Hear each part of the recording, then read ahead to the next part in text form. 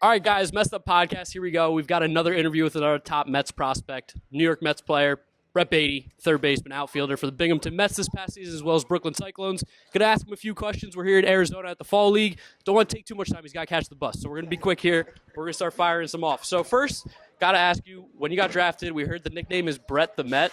Is that, actually real, or is that, just kind of trying to keep it loose a little bit? Yeah, that's funny. My mom actually has a picture of me playing Little League in a Mets uniform, and we sent it to the Mets after I got drafted. But, yeah, I did play for the Mets growing up a little bit, just in Pee Wee ball, Little League ball. So, yeah, it was pretty cool. That's freaking crazy. But sticking with your youth, tell us who your favorite player was growing up, your favorite team, and who, if anybody, you think you model your game after. Yeah, man, I grew up a Texas Ranger fan, and growing up I would always watch Michael Young and Adrian Beltre just playing third base over there like me. So those were two of the guys that I definitely looked up to when I was little. So you played at Lake Travis High School, and there's a lot of great quarterbacks that have come through there. Baker Mayfield, Garrett Gilbert. We read somewhere that the Mets, top scouts, said you could have been QB1, but we didn't find anything. Did you play any other sports, like basketball, football, anything like that? Yeah, I played football all the way up until I was a freshman. And one of my best receivers actually might be a top 10 pick this year, wide receiver at Ohio State, Garrett Wilson.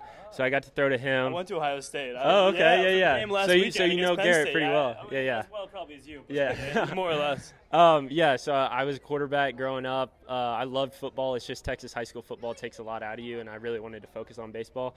But I also played basketball for my dad. He was the varsity basketball coach at my high school, so I played basketball all the way until I was a senior. And I really loved playing all different types of sports growing up. If you were to create a starting five, including you, so I guess a starting other four, of all the players you've played with in the Mets system, who would be in your lineup? I definitely have to put Jalen in there because he's just so athletic. He's a freak. Yeah, and then I'd want to get a little bit of meanness in my lineup, so I'd get Francisco Alvarez in there, get a little tough little bully. Center. A center, I'm probably honestly taking Colin Holderman just because he's so big and tall, so I'm going to put him down there, and then maybe at point guard grab Jake Mangum or something, make him quick around there.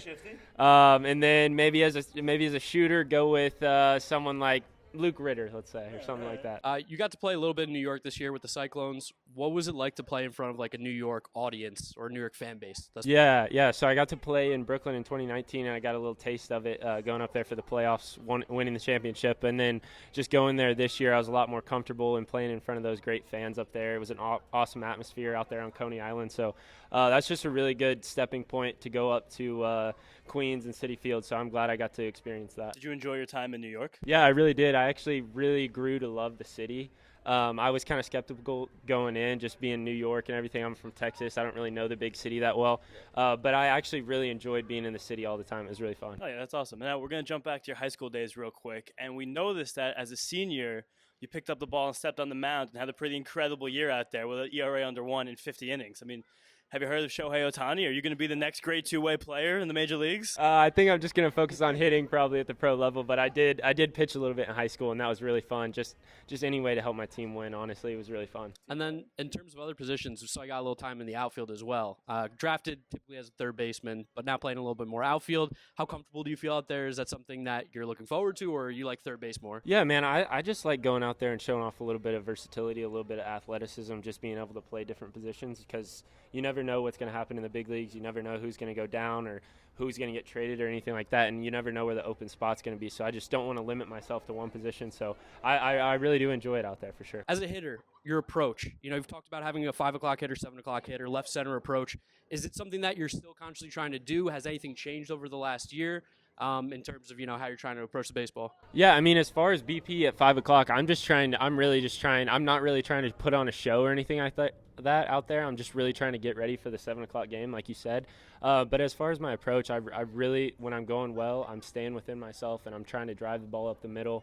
And good things tend to happen. So probably just trying to stay as small as possible, just because when I do hit the ball, it is pretty hard. So it can go out to all fields. So just probably staying up the middle and staying small for me. How do you use information that the team gives you in terms of your hitting approach to either help you, or is there anything that you maybe shy away from in terms of information as a hitter? I'm all for all the information I can. I really just take everything in, and I ask questions on stuff I don't understand. But I love all the information they give us. It really helps out a lot.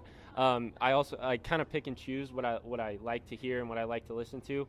But at the end of the day, they're just trying to help us win ball games. So it's all of it's really good. A little follow up to that. Something I've been really curious about, just being at the fall league and watching these games. There's so many different organizations here. How does the information compare to what you get during the minor league season? Like, are these organizations teaming up to give you things, or are you getting things specifically from the Mets they're telling you to do, or how does that work? Yeah, I mean, the Diamondbacks have been great. We're over at their field at Salt River, so they've been great with all the information and stuff, but it's just a little bit more detailed during the season just because we've seen the same guys over and over again, and sometimes these are our first time seeing these guys, so the information in the season is just a little bit more detailed, but they definitely have been great about giving us all the information they have. Now, I know you have to catch the bus. We don't want to keep you too much longer. So thank you for coming on. We do appreciate it. Maybe we'll be able to get you on another time, get you on a little bit longer, ask you a few more questions. But tell everybody where they can find you on social media, anything you want to plug real quick. Yeah, my Instagram is Brett.Baty, or Brett Baty, I think. And then my